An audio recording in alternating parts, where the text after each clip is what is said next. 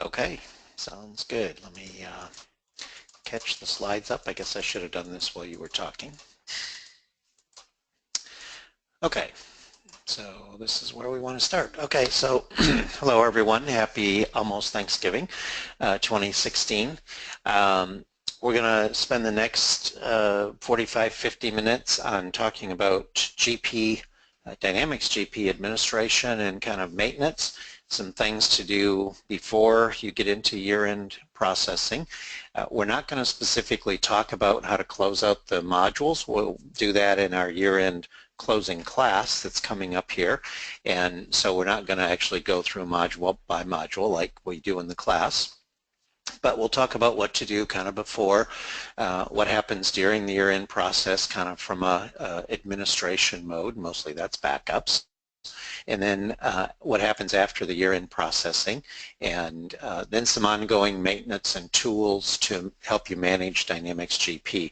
Some things that are out there that some of them are free, some of them are purchased products, some of them are things that are inside of Dynamics GP that you may or may not know about, and a lot of those don't have necessarily anything to do with the year-end process, but if you're on the GP administration side, you might be the power user, or maybe from the system side, maybe even the IT side where you're kind of responsible for keeping Dynamics GP up and running.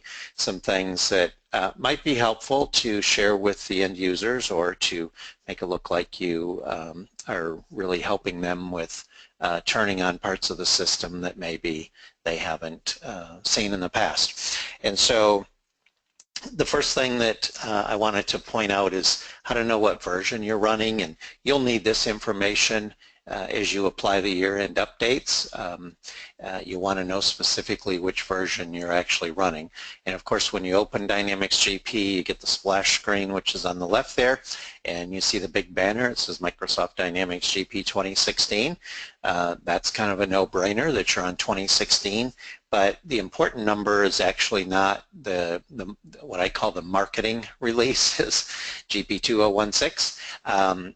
The development edition is actually the longer number that you see down on the left part of your screen, and so you'll see here, and this actually came off my Dynamics GP 2016, that I'm running 16.00.0404, and so what's that mean? Well, that means something to us and something to Microsoft, and that tells us which version of 2016. And so if there were a bunch of service packs out for version 2016, then that would tell us which level of service pack you actually have deployed. And so 2016, coincidentally, there are no service packs really, and so because it hasn't been out that long, and so there's not really too much to know about that one, but that's not true with 2013, 2015, and so forth. The other way to check your version is if you're logged into Dynamics GP, you can go up to the uppermost right-hand corner of the system, and it's right below the X that would actually be used to close the application. You see the blue question mark there, and I've got a blue arrow kind of pointing to it on the right-hand side of the presentation. And so if you click on that question mark and then go to About Microsoft Dynamics, that will open the window that you see in the lower right part of the presentation, and on the right hand side of that window you'll see the actual version information, and you notice that the development number is actually replicated there, the 16.00.0404, but then in this window Microsoft has actually put the real release number, so we don't have to go look that up in a chart or online someplace. And so you see that 0404 is the RTM, so that is the original CD or DVD, so to speak, the original release. The RTM, of course, is released to manufacturing, and the RTM version is always the original press of the CD or the DVD. Although they don't technically do those anymore, we just download it. They still call the CD release.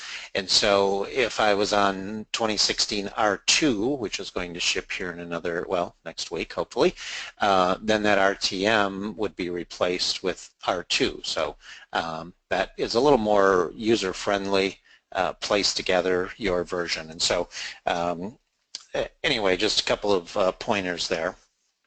And so the next piece of information that we want to get into is what to do before year-end processing. So you may or may not be the person that actually closes out the modules. If you're not, this will be really important. If you are, this will be really important.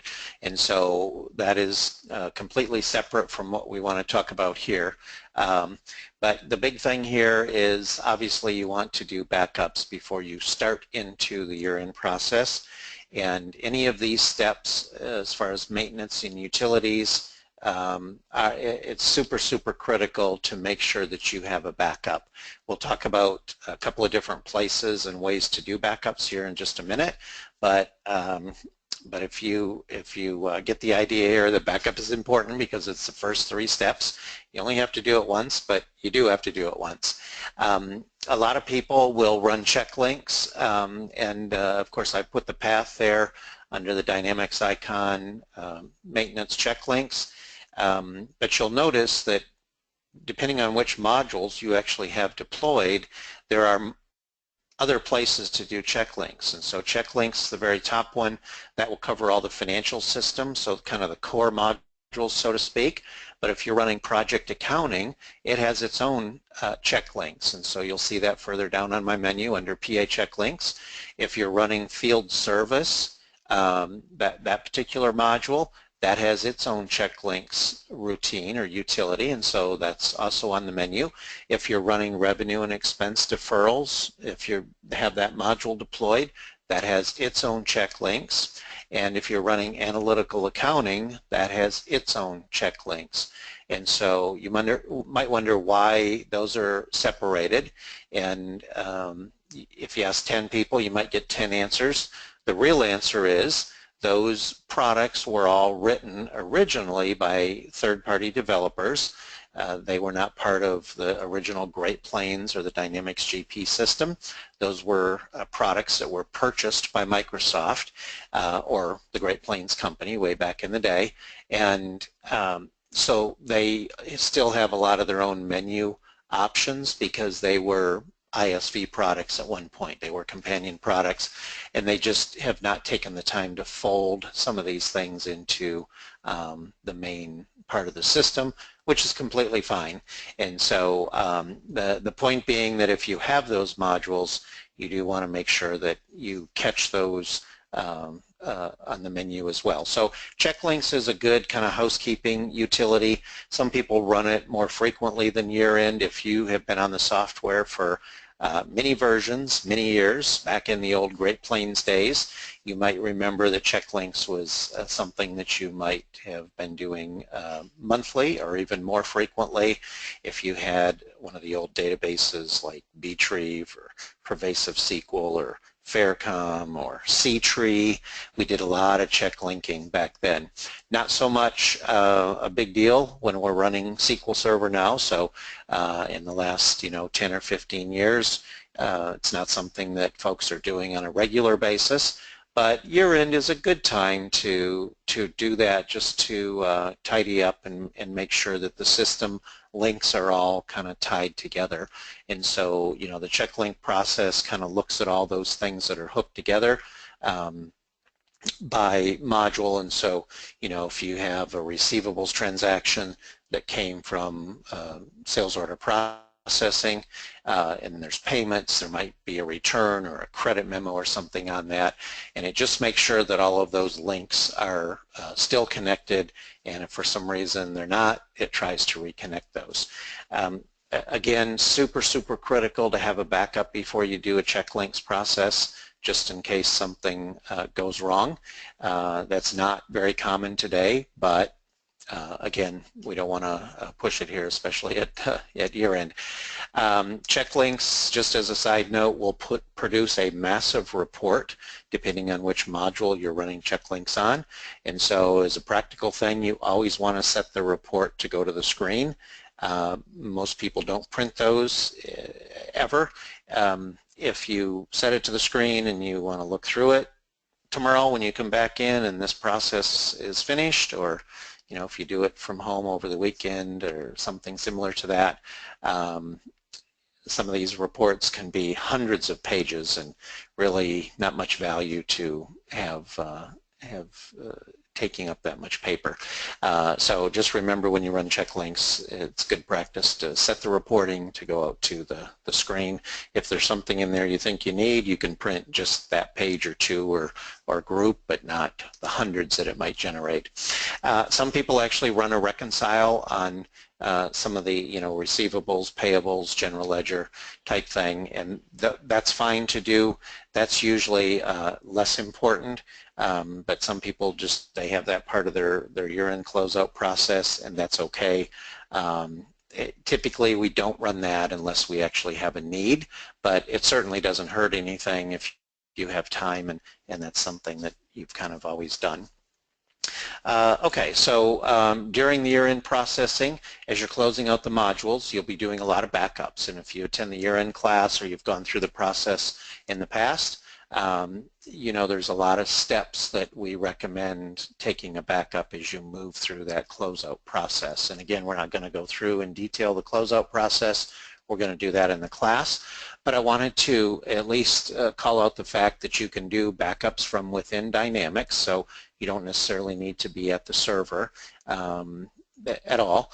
And so you'll find the backup and restore. Hopefully you don't need the restore, but you'll find those utilities under the Dynamics icon under the maintenance option, and then you'll see kind of in the middle of the maintenance menu the backup and restore, which you'll see in the presentation all the way over to the right there. And if you click on backup, you will get the backup company window, which is in the middle of the screen today. And you'll see I've selected the company, so any company can be picked there, and then any database. And so this allows us to do not only our company databases, but we can also do the system database, which is typically called Dynamics. That would be available in that company drop-down as well if we were doing the actual Dynamics database or whatever our system database might be called. And so we just map out to where we want the backup to sit, and you'll see that's on my C drive. And so once I run that, by clicking OK, the message that'll come back is that the company database has been successfully backed up. And so that's what you would want to look for. If you're doing a backup, you'd go through the same process if you were doing a restore, except you browse out to where the restore file is. And if you have 4 or 5 of them out there, so 4 or 5 backups out there, you'd pick the one that you want to restore, and then once the process runs, you'd get a message very similar to what you see on my screen for the backup. We'll look at how you back it up at the server here in a couple of slides. Another important feature that's been added, GP 2015 R2, so if you're on an earlier version, you won't have this, but if you're on 2015 R2 or 2016, you will have this feature, and it's, I think, a very handy feature, is you can now take a company offline. And so what that means is that users can't log into it. So if you're going to run check links and you've got the message out to the users that they're not to log in, theoretically that works. Inevitably somebody tends to log in and try to work, even though you tell them 20 times don't do that. Somebody might do it. And so this feature actually allows you to take the company offline. And so you see the screen on the right, which is a new window in 2015 R2. We see all of the companies that we have in the system, which I only have the sample company here in mind. We insert that over to the right, just like we were running a report or doing some other process that's common in GP. And then we can click OK, and that will actually put that into single user mode at the SQL Server level, so the SA user or Dyn SA can log in, but other users cannot. And they will get the message that's in the bottom of the screen here. This is the default message. You can toggle over to custom and actually type your own message there. But the default is very simply the company's offline for maintenance, come back later type thing. So that's kind of a nice feature if you're on 2015 R2. Okay, so after the year-end processing takes place, really there's really just a lot more to do in the backup area. Once we close out every module, we recommend that you do run backups. You can still do that inside of Dynamics GP. So if you're more on the IT side and you're used to doing backups at the server level, then I've kind of got a screenshot here of the SQL Server backup. And so if you're a GP user, you probably have never seen the actual server backup window, which is on the screen. But if you're more at the server level as far as your activity every day, then this will be something that's very familiar, but this is where we do it at the server level. And so I tend to, you know, when I create a backup and I'm doing all of these before, during, and after type thing, I tend to label the backups just a little different than the ongoing backups. So you'll see this one, the blue highlight there that says all the way over to the right by the add button, it says Dynamics _backup _2016 _ and then the month and the day and the time stamp get added. I tend to relabel those like Dynamics _ before _ year-end backup or year-end closeout rather, just so when I see those backup files out on the disk, should I have to restore those, I know exactly which one I want to pull in, and I don't have to go by the date and time stamp. Sometimes that gets confusing because we're running a lot of these during the closeout, and so if I see my you know, Dyn _ before year-end close, I know what that is. If I see Dyn _ post year-end close or after year-end close, I know when that one was done. And so anyway, just kind of a logical thing, but if you ever have to restore, it makes it very easy to not go into a mild panic, knowing, you know, which backup should I actually go get. So they're very, very simple. So the other thing that we like to recommend at some point during the process, and this could be done now before year-end, it could be done after. Not a good idea to do it during the year-end process when the GP users are actually closing out the year. But in SQL Server, there's a way to optimize the indexes, and so not to divert here into a SQL training session, but in the database, you know, the data in the tables are indexed, and that's how SQL Server gets to it faster, kind of like a card catalog, so to speak, of days gone by. You know, in the library, if and I'm dating myself here, but hopefully hopefully you've all seen this system work. In a library, the books are organized and cataloged, and then, you know, when I was a kid, there was a card catalog of all the books cross-referenced by subject and by author, and so that's how we actually found where a book was. Well, SQL Server is really doing the same thing, as it keeps an index of where everything is, much like a hard disk. And it kind of knows, because they're in tables, like books are in certain stacks and certain shelves in the library.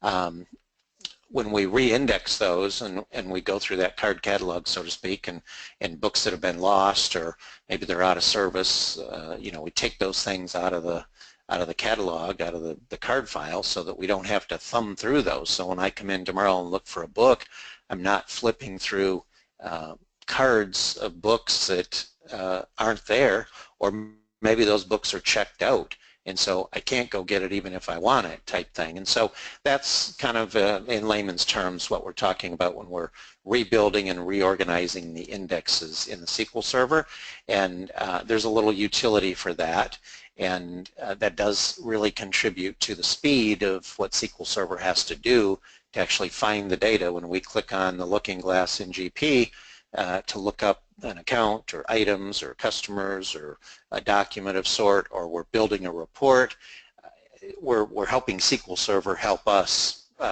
produce the data faster for us. And so those are good ongoing things to do. Definitely don't want to do that just once a year. A lot of people do that once a week. Inside of GP, we do have the ability to archive historical data. That's not native in the system. There is an ISV product available. We'll talk about that in detail here in a minute.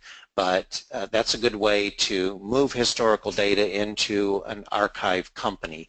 And so I know we had a client in Houston a number of years ago.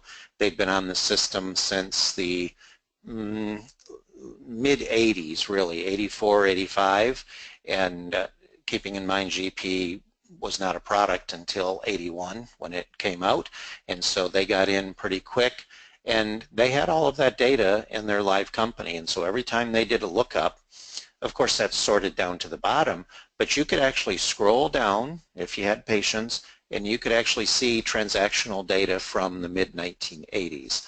And you know, that was a lot of fun to have all that at your fingertips, but you know, really the chances of needing something that's that old, even 7, 8, 10 years old, probably not that great. And so what some people will do is they'll archive the data into an archive company. And of course, again, think about all the work that the server has to do every time you request a report or a lookup. It has to parse through that data and decide, is this something that I need? Nope, discard it. Yes, put that over here. And then, you know, go to the next one and the next and the next. And so, you know, you're paying a little bit of a price to have lots and lots and lots of data there that you're probably never really looking at so much. You don't want to necessarily throw it out, but putting that off into a historical company is sometimes a good idea. And of course, think about the upgrade process and how long it takes to upgrade your live company or companies. Well, if all that data from many, many, many years ago is sitting in those companies, you know, the system has to go through it.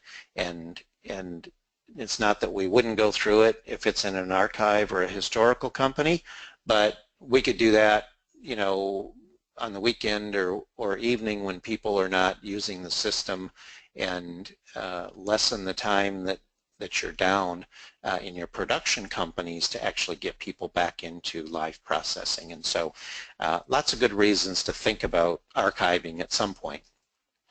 And so as we talk about SQL maintenance, you see here a real but example, but this is actually real data, which is why I've blocked out some of the database names, of a database maintenance that actually runs. And you see on the left that we are having SQL Server re-index the data. We are shrinking the company and system databases. We're reorganizing the indexes, and so we're doing that on a regular basis, you know, usually on a Saturday or a Sunday early in the morning or very late at night when probably nobody's using the system, and that gives SQL Server a chance to do some housekeeping and to provide the best option as far as speed and parsing through that data. You'll notice over on the right at the very bottom there is an example of what I was suggesting of naming your backup if you're doing it at the server here, where you'll see the file name way down at the bottom on the right hand side. I've got, and this is my Dynamics database, I've got Dyn B4 year-end close November 23rd, and so that is actually then becoming the name of the backup file. And so when I see that out on the drive, I will know exactly what that is instead of the system assigned name, which is, you know, it's going to be the Dynamics backup, but the date and time stamp I kind of have to take the time to read. This is helpful too, because if we don't, you know, go delete these immediately, in a few months when we might be looking at the drive to clean up some space, we'll be able to glance at these backups and know that it's probably pretty safe to get rid of those. If we've done a couple of more months of processing, the chances of us reverting back to a pre-year-end close restore are almost nil at that point, because those backups would, you know, they'd be so outdated that we wouldn't really ever want to go back that far. And so lots of good reasons just to use some common sense and kind of how we're managing the backup files that we might create. Okay, so tools for Dynamics GP, and so these are things that are, again, either out there, some of them have a cost, some of them are free, and many of these things that we'll talk about are actually inside of the software today that sometimes get skipped over just because when Microsoft plugs something in, sometimes it's easy to miss that this has been a new feature. So this is actually a free tool, and you'll see that it comes from somewhere else, so somebody else wrote this, but they are making it available for free. And so I've got the link there in the slide, and you'll see over in the green part of the window on the right, pretty easy to put this into your system. And really what this tool does is assign a new vendor or customer or inventory item the next sequential number in some sequence, and it tells you how to set the sequence. And so this is just a nice little feature that if you want customers or vendors or inventory products to be kind of sequential numbered, this is an easy way to do it. Now, not everybody uses that system, but if you do, this is a little freebie that works very well, and you're not going to get no salesperson will call type thing if you go download this. They do ask who you are so they can keep track, and when they do updates they know who should get it and so forth. But anyway, I thought that was worth mentioning just because it is free and it's kind of a nice little option to have. The tools inside of GP, this is the Professional Services Tools Library, or PSTL. Pistol, we call it for short. This stuff used to cost, to buy all of these that you see on the screen, cost about $7,000 or $8,000 a few years ago. And then at that time, Microsoft decided that they would actually just unlock all of these at no charge for customers that are current on enhancement as part of the value of kind of staying on the program. Just as an additional benefit of being a customer running Dynamics GP. I put some stars there beside the ones that are most popular, I think, but there's a lot of other things here that are very, very helpful. And so what can you do with the Professional Services Tools Library? Well, you could change a general ledger account number. You could combine general ledger account numbers. If you set up two different accounts and they got used, so there's data in there, which means we can't easily delete them, you could combine that. And the beauty of these tools, especially if we change a master record, is it changes all of the history. And so if we change an account number, it goes through all of the history everywhere in the database where that's used. So, you know, deep into purchasing, deep into sales order, manufacturing, you know, all the places that we see that GL account show up, it changes it as if it were always the new number. And so, of course, if you run any of these, you do need administrative access to the database, so SA or DynSA, login. Obviously, you have to do most of these things when no one else is in the system because we don't want to be changing master records when somebody might try to use them. So these are after hours kind of topics, and some of these, depending on the size of your database and the volume of data there, some of these do take hours to run, but they always work and always do a good job doing what it is that they're supposed to do. So you'll notice down in the purchasing that we could change a vendor name. Under sales, we could change a customer name. We can change an employee number. So if we have payroll installed or using employee cards for HR, we can change our employee IDs. We can change item numbers, fixed assets, and so lots and lots of things here. If you've seen this before, you probably used them, great. If you haven't and you see something and you want to run it by us, that's not a bad idea.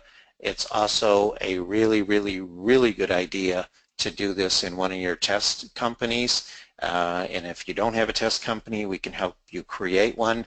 But you know, it's always very, very smart to just make sure that the tools are doing what you expect them to do. They're doing what they're designed to do, but sometimes what they're designed to do and what we think they're going to do are not in sync. And so we highly recommend being very careful with these and trying them in a test database before you do it in production, and just make sure that you get what you want or what you're expecting, and obviously do a backup before you run anything in the tools library here, just in case you click something that there's no undo button. So when the tool runs, it runs. You don't revert back to what it was type thing.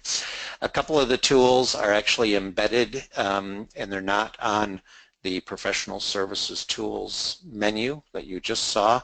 A couple of them are under the utilities screen. So under tools, utilities, purchasing, and tools, utilities, sales, you'll find the option to combine customers or combine vendors.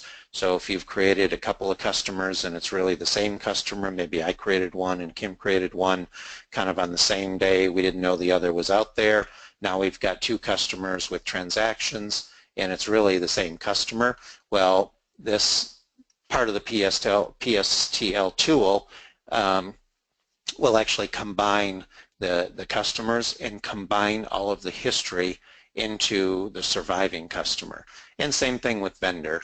If multiple people create the same vendor, we can blend those together and bring all the history together.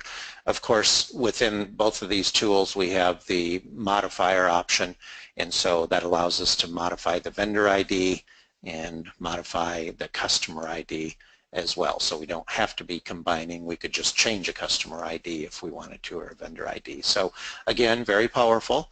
And if you have questions or you need help with that, we're of course always available to do that. But these are very powerful, meaning they're very dangerous. And so just you know, think about what you're doing type thing.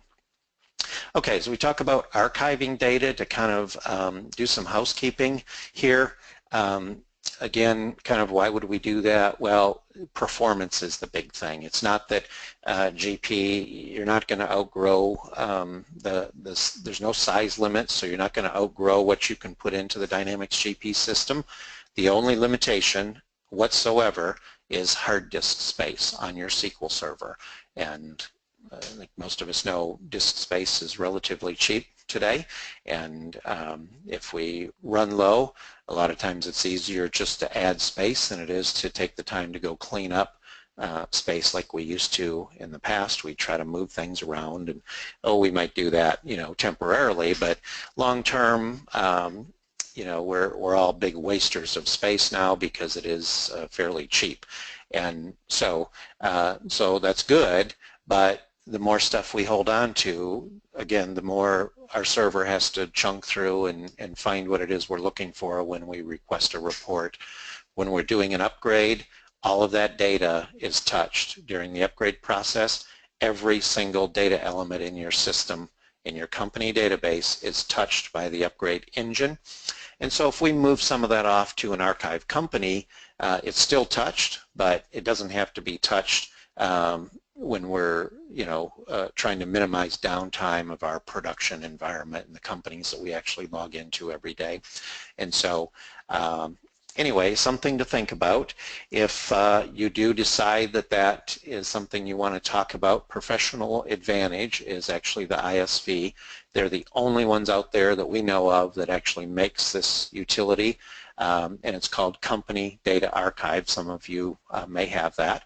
There's a couple of different flavors of it now. The CDA, Company Data Archive Plus, will allow us to archive all of our financial data. In addition, project accounting, field service, fixed assets are included, and we actually have the ability now with the CDA Plus to kind of script in other things. So if we had manufacturing, although that might not be on the menu, we can tag manufacturing onto the Company Data Archive now. And that means because we can kind of script that in, we can do any third-party product as well and move that to the archive company. And so what happens is we create a company in the system, just like we have maybe our sample company and maybe our production company, 2, 3, 4, 20, whatever it might be. We just create a historical company, and we log into that company just like we do our real company that we work in every day. That's a login and the drop down when we launch GP.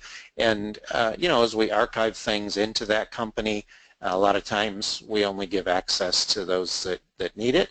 A lot of people wouldn't necessarily need to go look at historical data, but really that's pretty easy for us to decide who we want to have access to the historical data.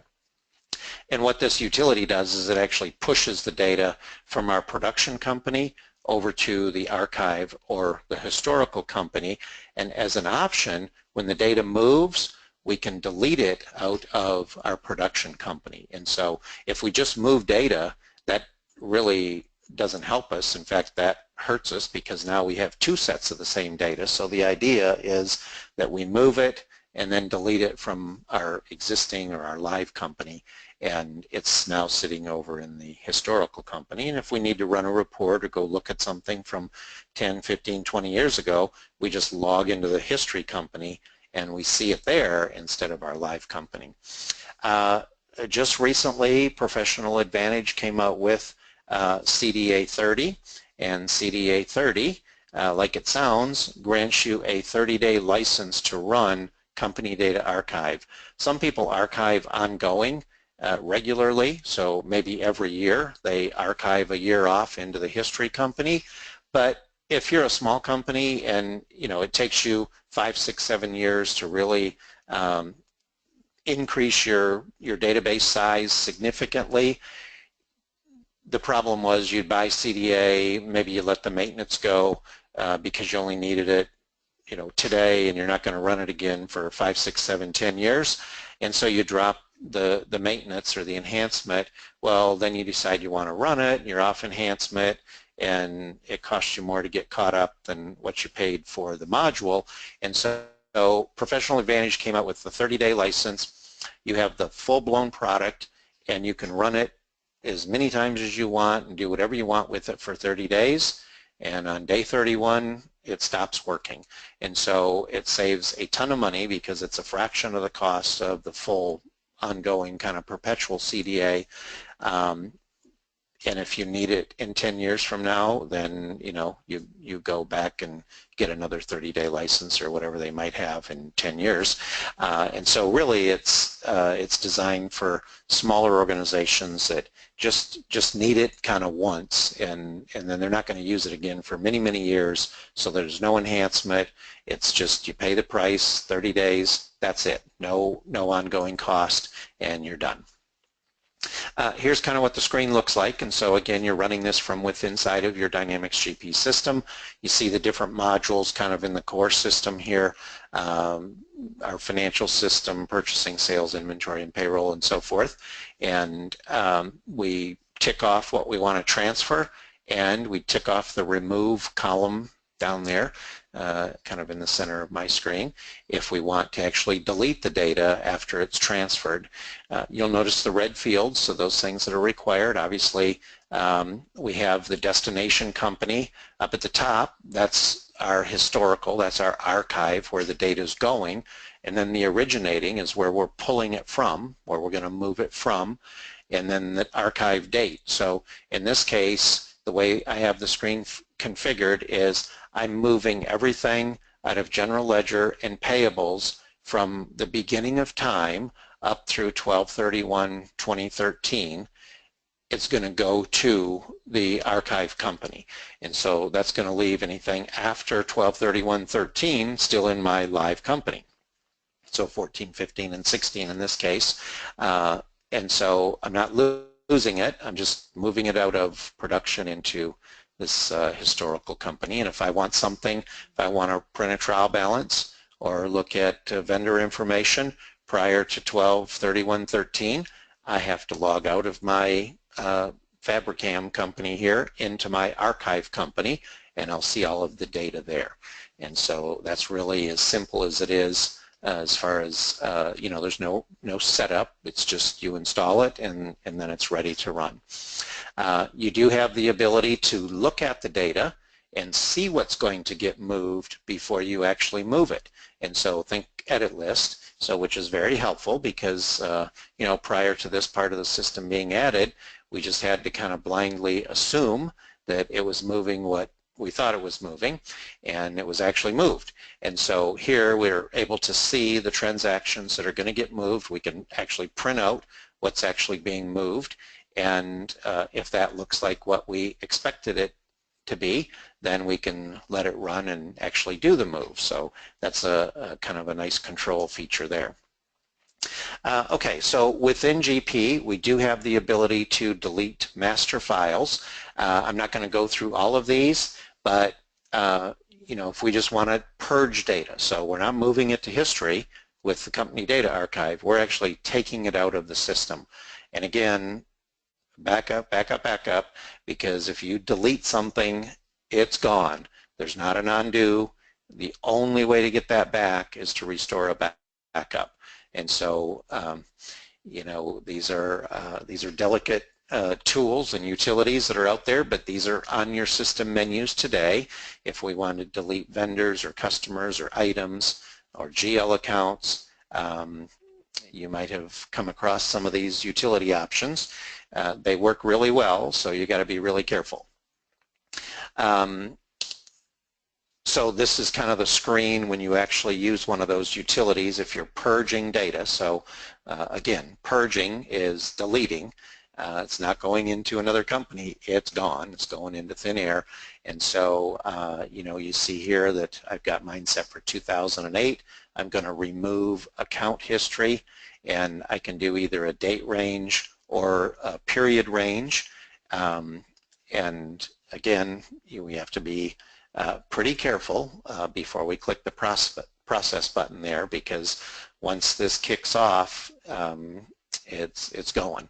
And so again, if you have questions on that, or you need help with that, let us know. We can chat through it, or we could actually help you get it set up. And this is if you have really, really old stuff and you don't care about even moving it to history, you just want it gone. And so here's kind of the sales and the purchasing menus as well. You'll see if you've looked at the utility menus, you have access to those. You see lots and lots of remove things. And so remove means pay attention, be very careful. There are things, of course inventory is the same, there are things in the system that do say remove that don't actually remove. And me personally, I wish Microsoft would kind of relabel some of these, because we found over the years clients get very squeamish about, you know, when they're first using Dynamics GP, they're very apprehensive about running paid transaction removal in sales, for example. Well, if you use the sales module, you know that that's an okay thing. Lots of people run that every month, and it doesn't actually remove paid transactions. It moves them to history. And so, you know, that would be a simple thing to relabel the menu, but they seem to think it's just me, I guess. So, you know, that's an okay thing. It doesn't really move it. It just, or doesn't delete it. It just moves it from open to history. Same thing with removing completed POs.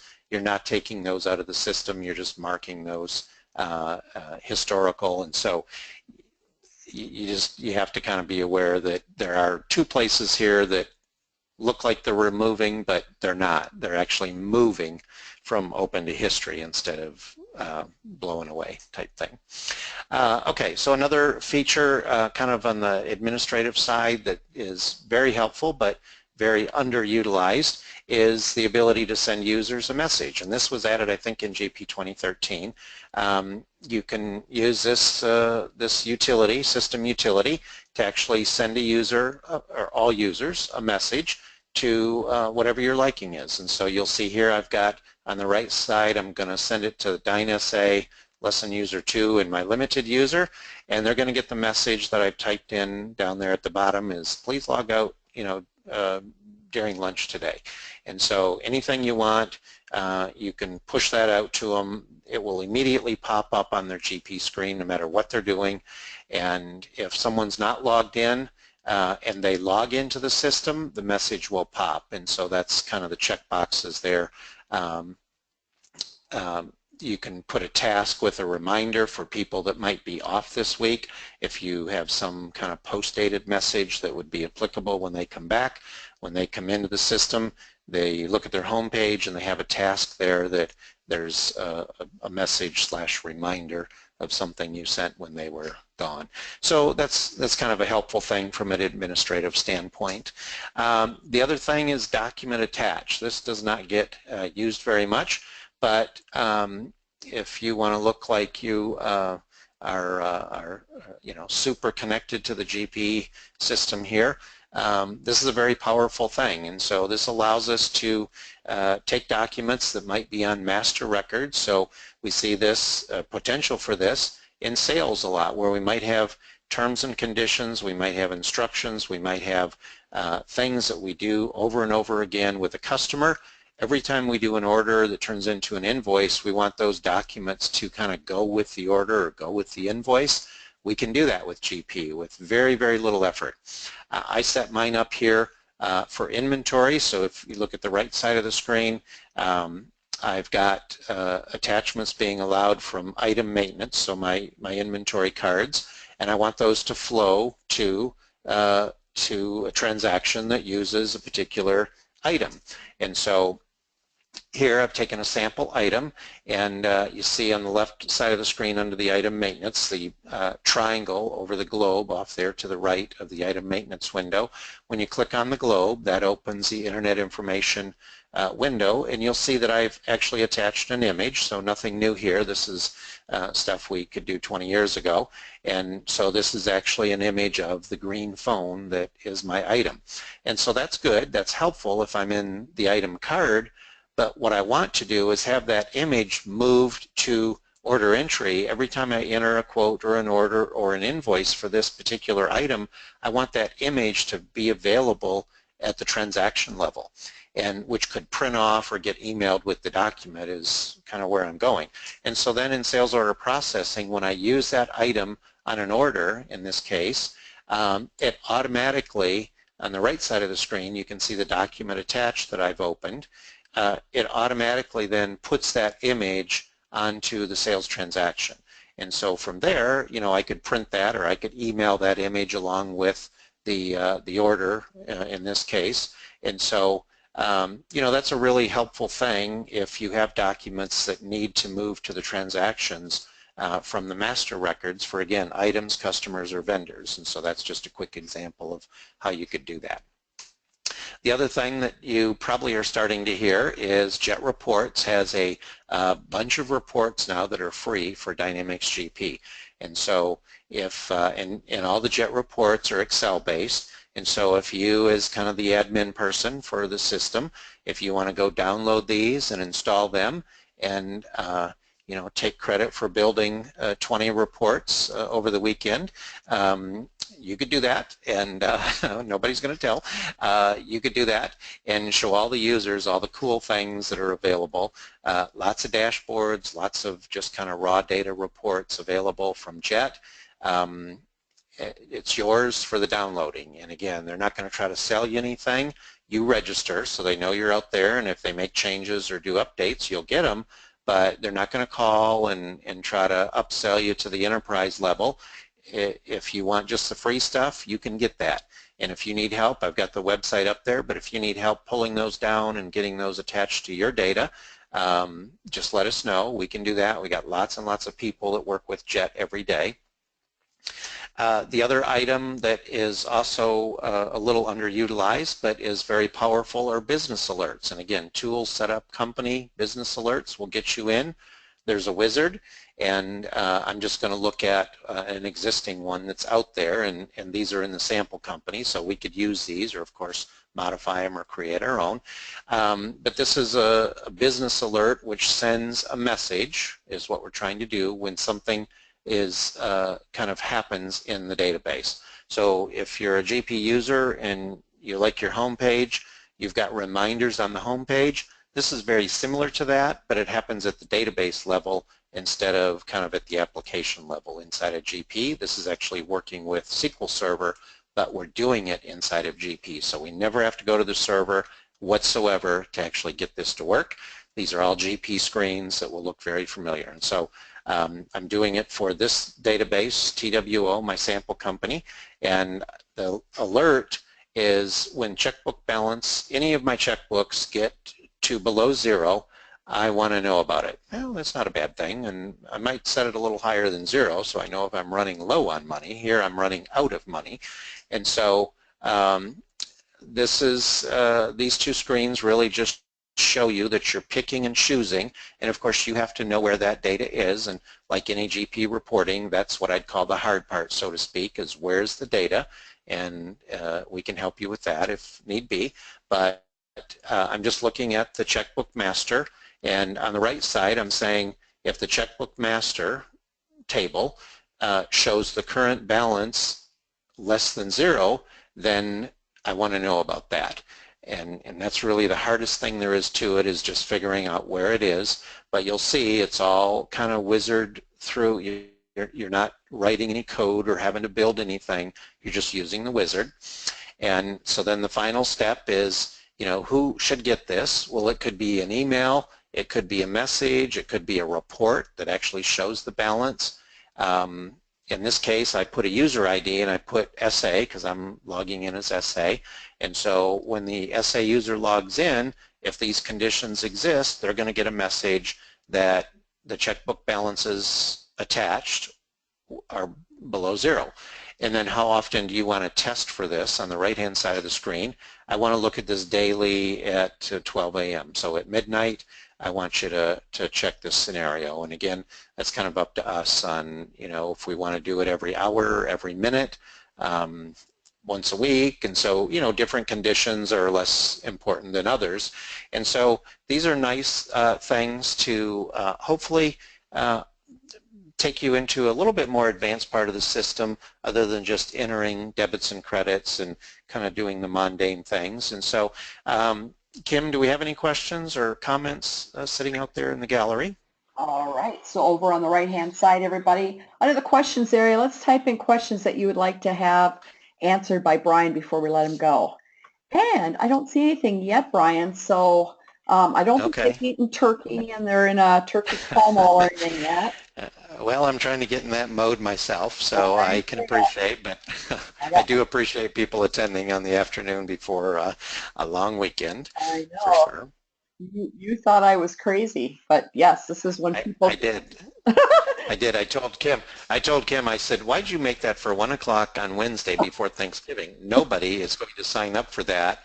And she corrected me right away and said, oh, we have like 35 people signed up. So I'm like, oh, I'm in shock. So hopefully you've learned something that you didn't know, something that you could use today in your system. And certainly if you have questions or you get stuck on something, obviously that's what we're here for, and just get a hold of us anytime and we can help you through it. All right. Well, Jill has a question here. And it says, we are using GP 2013. Are the alerts available in GP 2013? Yes, great question. They are. The alerts have been there since probably version 6 or 7. It was just a big secret for a long time because nobody really knew what to do with them. But yes, 2013, absolutely, you can do all the alerts in there for sure. And after the first of the year, I want to do a webinar on alerts because it is pretty cool. Yeah, it is, and it's very powerful stuff, and you own it. So. Yep. Jill has a follow-up question and asks the same question: is Jet Reports compatible with 2013? Yes, it is. All right. Yes. What is the first version where you can combine vendors, Martha asks? Well, I believe that was GP 2010 that we could do, had the PSTL, the pistol tools in GP 2010. Prior to that, those tools existed, but you had to buy them, although they're free today. But 2010, I think, was when that combiner came out. And there used to, well, there still is a third party from Corporate Renaissance called Changer, and some people bought Changer as the tool to do that because that was actually cheaper than the Dynamics tool, buying it from Microsoft. And so it's hard to beat free today, so not a lot of people buying the Changer tool or renewing it because they have the embedded tool now at no charge. Okay. And Martha adds, we are on 2010. So I don't know if that could be helpful on 2010. Do you? I don't know. We could check him and see. I know some of those tools are floating around out there in cyberspace, but we could check and see if we could find the 2010 tool. I have a gut feeling we could. We might have to dig a little bit, but I have a feeling we could because a lot of those were made backward compatible. So if they shipped for 2013, that means they would have worked for 2010. If they shipped for 2010, that means they would have worked for 10. You get earlier, you get to GP 10.0 or earlier, it gets pretty gray, but 2010, I think we could get our hands on some of that. We know people. There you go. Yeah, we do, we do, we do. Excellent. Well, there are no other questions. Oops, hold on. Here is another one. And again, that person that is 2010 is, Martha, really look at doing the upgrade. Oh, here you go. You're planning to do the upgrade in March or April, so it may not. Oh, perfect. Yeah. So that's important. And again, this is the time of the year a lot of people are putting their budgets together. And as I'm always recommending to my clients, make sure you have it in the budget every other year so that you can stay within a version or two. Now that Microsoft is doing annual updates, it's really going to be important for you to understand that past two, it gets to be almost like paying for two upgrades. So you might as well deem the benefits, watch these webinars and learn more about the features that you didn't know about, and you'll be a much happy camper. So excellent. Well, thank you, Brian, so much. Appreciate it. And again, everybody, I hope everyone has a great Thanksgiving. I know Brian and I can say thank you very much for being our client. We certainly appreciate your business, but we also appreciate our relationship with you. So hopefully this got you some more insight on how to handle administration within GP. And I hope everyone has a great, nice, long weekend. Thank you, everyone. Thank you, Brian.